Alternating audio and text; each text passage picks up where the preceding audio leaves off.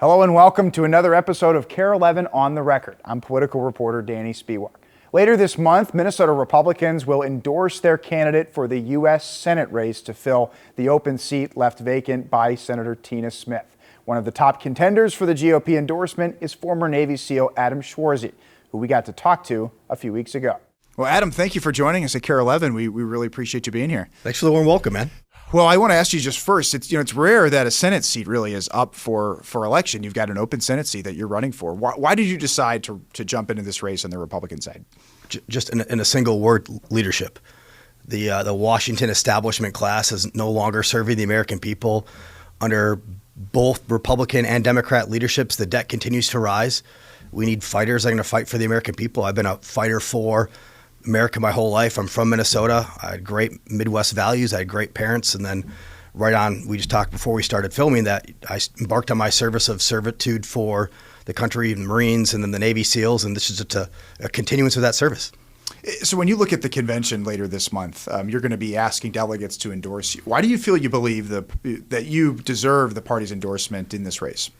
I think the contrast from my body of work, but also my values, separates myself from candidates on both sides of the aisle. Is again that America first, somebody who, yes, I support the President Trump's agenda and his policies, but also somebody who's motivated by returning to the Constitution, returning power to the people, and fighting for Americans. I think that really resonates as just an outsider that unabashedly loves our country, but fights for the American people and a return to the American dream. And that's largely through you, the American citizen, all your viewers at home. It's not through more government, more spending, more divisiveness. It's returning power, decision points, transparency, getting regulations out of the way and giving you options and transparency. And I think that we'll do better as a country if we return to those foundational principles that made our country great in the first place. What would be among your top 2-3 priorities in the Senate if you were elected? Great question. Wow, it's like you're a professional at this. Well, it's very nice of you to say. Yeah. As a military guy, we say that if everything is a priority, then nothing is truly a priority. So my number one priority, it's actually not the sexy threat of Russia, China, North Korea, Iran. It's our own failed leadership in the spending. That $39 trillion deficit, that's our Achilles heel for national security. So my number one priority is just stop deficit spending. Stop having that number get bigger. That's multi-generational debt that, again, both sides of the DC class continue to put down to the American people. And then number two, I'm sure we'll get into my biographical information, my background, but I've got my undergrad from the University of Minnesota. I've got a master's at Harvard in international relations, got a couple master's certificates at Harvard in international relations and nuclear deterrence. Most recently wrapped up my MBA at Johns Hopkins, and I'm 2 classes shy for a master's in public policy, also at Johns Hopkins. So kind of a nerd from being boots on ground in 9 deployments to 75 countries. I think I've got more time downrange than anybody in Congress or Senate right now. But of all those myriad of things that I have in my background, I'm really excited to be a shepherd of nuclear energy. That's what I want my legacy in the United States Senate to be, is to shepherd a nuclear energy. And that's again why I'm really proud of what Trump has done in the energy sector under both terms. We've been a net positive energy exporter, and nuclear is the next wave. And it's not going to be if we do it, then nobody does. If we don't, somebody will fill that void. China, Russia will fill that void. And for all your listeners, just think of like all the AI that's happening, all the cryptocurrency, all the electronic things we're putting on our grid. We could lean into all the other forms of energy right now. It still doesn't get us there. So we need to lean into nuclear, and I want to be the shepherd in that new wave of nuclear power for America. You talked about the deficit. Would you have been supportive of the One Big Beautiful Bill Act if you were in Congress at the time? I would have been very similar to Senator Johnson's opinion from Wisconsin. So at the end, he greenlit it, but that was a stoplight. It was a red-green decision, and not passing the Big Beautiful Bill would have been the largest tax increase in the history of America. So we had to pass something. But like Senator Johnson did, I would have fought for a lot more trimming, and I would have fought for even more trimming. But at the end of the day, I would have signed on.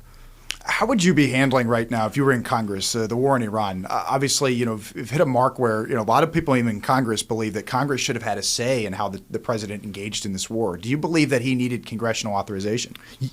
We could absolutely discuss processes, and that would be probably a great debate for a longer form podcast or discussion. I think what's way more important to talk about is outcomes. And if you look at President Trump's outcome specifically in foreign policy, he is bar none the best president in my lifetime and probably the best president ever. Again, just going back to his first term, he did something that 50 years of presidents tried to accomplish in the Abraham Accords that anybody not named Donald Trump would have gotten a Nobel Peace Prize for, normalizing relations with Israel and all of its Arab neighbors, creating a safer world. And now if you look at this administration, we deposed the Maduro from Venezuela, who, again, even Biden and Obama and the Democrats and the entire world community, nobody said he was the rightful dictator ruler of Venezuela. That was the most amazing military operation in the history of the United States, other than when this wonderful guy named George Washington crossed the Delaware River. That might take number one, but that truly was going to be studied in American history books forever. And now we get to Iran, where in 2 days, we took down the world's #1 sponsor of terror. I'm a no-wars guy, to be very clear. As nobody who's served longer than I have downrange in the Senate or the Congress, and those who've actually been on the front lines and had their brothers bleed out in their arms, nobody wants war. I don't want war. But Iran was sponsoring war and terrorism throughout the world, $4 billion a year. Those brothers that I had die in my arms in Iraq, that was the Shiite militias in Najaf cemetery. We lost SEAL brothers in the Shiite brigades in Syria. Just 2 years ago, we had 2 SEALs go overboard combating the Houthi proxies off Yemen. Again, those are all Iranian-sponsored terrorists. Going back to the year I was born, 1983, 241 Marines and sailors who were doing a peacekeeping mission in Lebanon were blown up in their sleep by Hezbollah in Beirut. So we just, over 1,000 of my brothers and sisters have been killed by those proxies. We just stopped that from happening. And then the real reason why I actually hate wars is the human factor. That I like humanity. Iran just in the last year mowed down between 35 and 45,000 of its own citizens in cold blood. These are people that wanted freedom.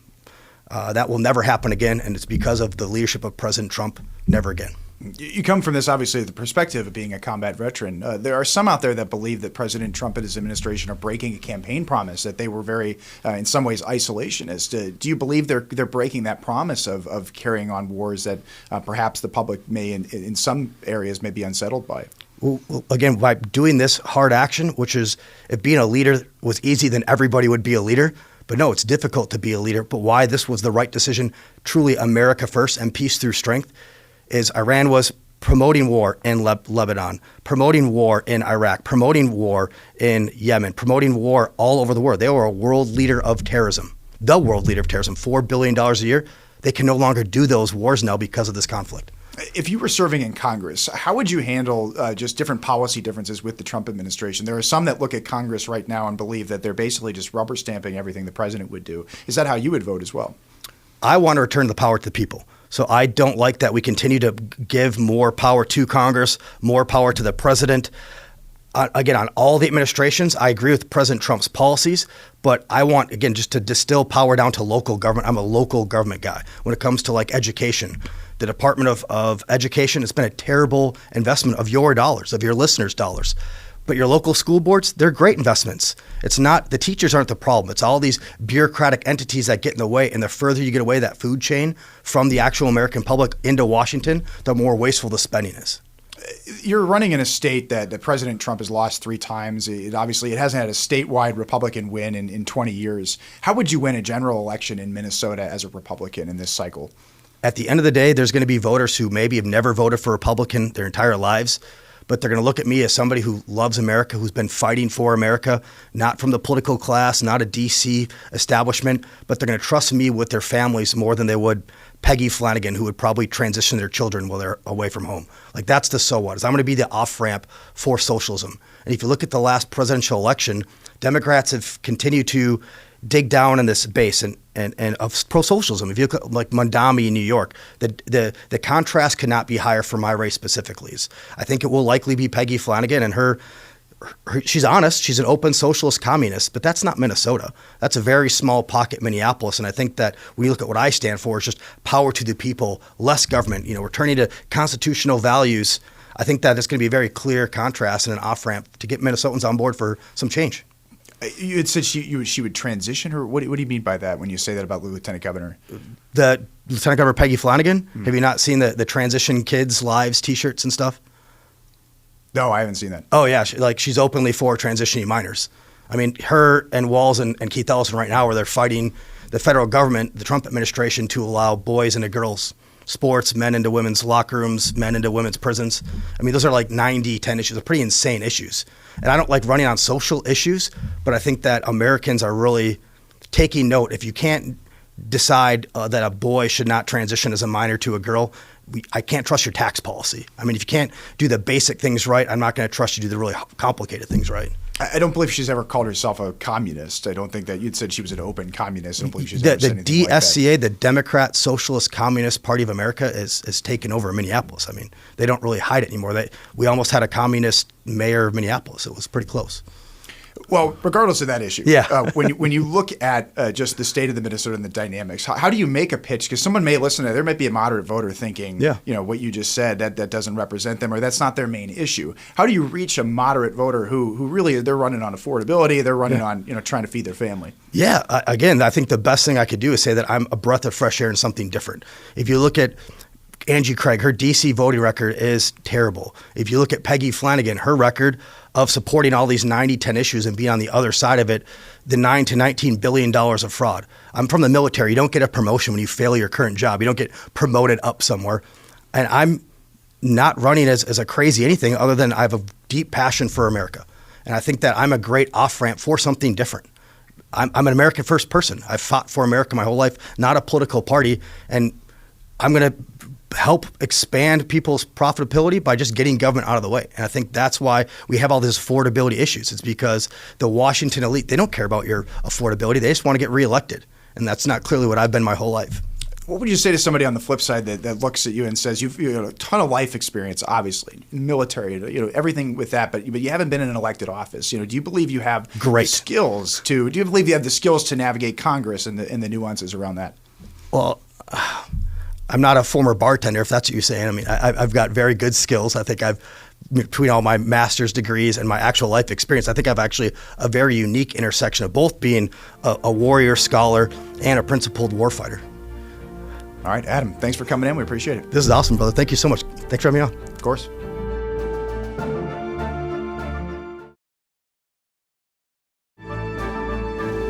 This week, the Minnesota Senate passed a comprehensive gun violence prevention package that includes an assault weapons and high-capacity magazine ban. Although this measure is highly unlikely to pass the House of Representatives, which is tied, in the Senate, the vote depended on 3 key swing votes from Democratic senators. With Annunciation families watching from the gallery, Senate Democrats put a bill on the floor Monday that includes a ban on the sale of assault weapons and high-capacity magazines. And the public will know who votes for Senate File 4067. With the DFL holding a 1-vote majority, all 34 caucus members needed to vote yes for the bill to pass. After wrestling with the decision, a few key swing Democrats in suburban and rural districts, including Senator Grant Hauschild of northern Minnesota, announced they would support the measure. I'm asking my colleagues across the aisle, if I can do it,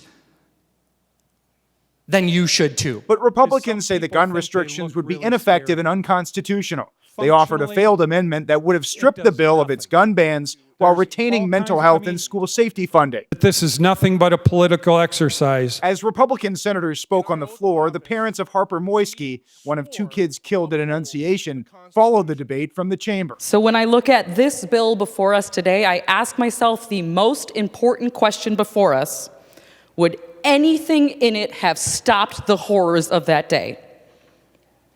My heart breaks that the answer is no. Ultimately, the DFL approved the measure without a single Republican vote, 34 to 33. The bill is passed and its title agreed to. Although the bill has virtually no chance of passing the House this session, Senate Democrats called the vote symbolic. This bill is something different. This is the first time an assault weapons ban or high-capacity ban has reached a floor in the Minnesota legislature. The first time. At the Capitol this week, we got a chance to talk one-on-one with one of those swing votes on the assault weapons ban, Democratic State Senator Grant Hauschild. We talked with him about that vote and other topics at the legislature. Well, Senator, thanks for taking a few minutes here at the Capitol. We really appreciate your time. Yeah, thanks so much for having me. You were coming into the final days of the legislative session. You have a really interesting district. You're really from a purple district, and you're in the most narrowly divided legislature in the country. How would you describe just how things have gone to this point at the Capitol this year? Yeah, you're right. I represent the largest and most rural district in the state with a lot of different opinions. And so I'm always trying to find ways to advance the issues that matter most to northern Minnesota. That's things like rural hospital stabilization and rural EMS, looking at a bonding bill that makes critical investments in infrastructure for our communities. And then, of course, the property tax relief that I'm really pushing to try to provide some relief for Minnesota families. There are various proposals on property tax relief. Do you believe one of them can get over the finish line in the final days?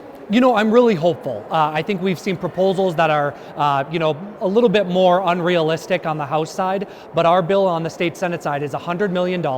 It would provide a one-time increase in property tax refunds right in about September, October timeframe when people really need it going into the school year. So I'm really hopeful that we can get agreement in the tax bill to provide some of that relief for families. This past week in the Senate, of course, you took up the gun violence prevention package, and you were really one of the crucial votes there. And I know you had even admitted on the floor you were torn, on the assault weapons ban. What was it that finally made you support the bill? Yeah, I come from a hunting family. I've grown up around guns my entire life. My communities in northern Minnesota care a lot about their outdoor heritage and their ability to hunt and do those traditions with their families. But I also have, a heart for my kids and thinking about their safety and what happened at Annunciation, what happened to our colleagues, Melissa Hortman and Senator John Hoffman. That really got to me. And it made me realize that Minnesotans are asking for a holistic package that addresses violence that we've seen in our communities. School safety funding, addressing the mental health crisis, looking at guns and making sure there's proper common sense restrictions. I think if we do those things, we're doing right by Minnesotans, and that's why I ultimately was a yes. You're obviously in a district where you won election the first time by a very close margin. The GOP from Minnesota basically put out a statement immediately calling it a radical policy. They singled you out. I think they said something like this vote was going to follow you into the VFW halls in your district. Do you believe this could have electoral consequences for you? I don't, because I think what Minnesotans are looking for, again, is a way to address the violence that we've seen on a holistic package. And we did that work. We worked on mental health. We worked on school safety. We worked on a common sense proposal that I worked on that makes it so that we're not confiscating any guns. We're just looking at making some proper restrictions on magazines and making it so that future sales are unavailable. So I think if we do that, I think Minnesotans will understand, and we'll have a lot of good conversations in northern Minnesota, and I think they'll understand the importance of this issue to keep our kids safe. Many of your Republican colleagues cited legal concerns. They don't believe it would stand up in court, a ban on assault weapons and high-capacity magazines. Do you believe it would be constitutional? Well, look, we are a legislative body. There's the court, there's the executive, and there's the legislative body. Our job is to do right by our constituents and fight for policies that we believe are the right move. It's up to the courts to decide what and what isn't constitutional. That's not our job as legislators. We should do our job, let them do theirs. On the rural EMS, that's been another big topic in your district and rural districts across the state. Where do things stand? Do you see more support for them this session? Yes, in the state Senate, we've advanced big packages from an aid to rural providers to try to keep them afloat during really challenging times. We've provided uncompensated care when ambulances go to a site and provide life-saving care, but maybe don't transport that individual to a hospital. We want to make sure that they get some funding for that because it's causing a lot of challenges with being able to do that. So that's what we have in our Senate HHS bill this year. On a similar topic, when it comes to hospitals, whether it's rural hospitals, especially HCMC, which may not be in your district, but I know would have a big impact, do you see a solution specifically for Hennepin County Medical Center on the table? Well, I just want to say, I think we're facing a healthcare crisis statewide. Certainly HCMC is something that we need to address, but I know from the big beautiful bill that passed at the federal level, we're really worried about our rural hospitals staying open. And so what the state Senate is proposing is a healthcare stabilization fund. And this would go to HCMC and rural hospitals to help them with some of that uncompensated care. And then in the tax committee, we're looking at a modest proposal that would help provide some ongoing revenue to HCMC. So I'm hopeful that we can get a both and proposal that supports rural healthcare and HCMC. I know last year, in a budget year, the negotiations cross-chamber from House to Senate can be very tricky. Do you see that same challenge in the final days of the 2026 session? Well, it's a real challenge with the House when they're tied 50-50, because you're basically negotiating with two different groups while the state Senate sort of puts our proposals forward. So I'll certainly be a part of the tax conference committee or working group, whatever it might be called. And I think that's be a big place where we talk about some of the big ending positions at the final weeks of session here. Getting to just your district as a whole, you're looking at re-election in 2026. You're really one of the rare Democrats in a rural district right now. How do you believe you'll hold on to that seat in 2026, given that you're going to have definitely opposition from the GOP? So I've really championed all sorts of issues that matter to our region, from mining to rural ambulance funding to critical infrastructure projects in our district and fair funding for our schools. I think people see me championing northern Minnesota, and they want to make sure we're at the table so that we're not on the menu. And that's what I think I'm really doing in the state Senate representing northern Minnesota, is making sure we get more than our fair share.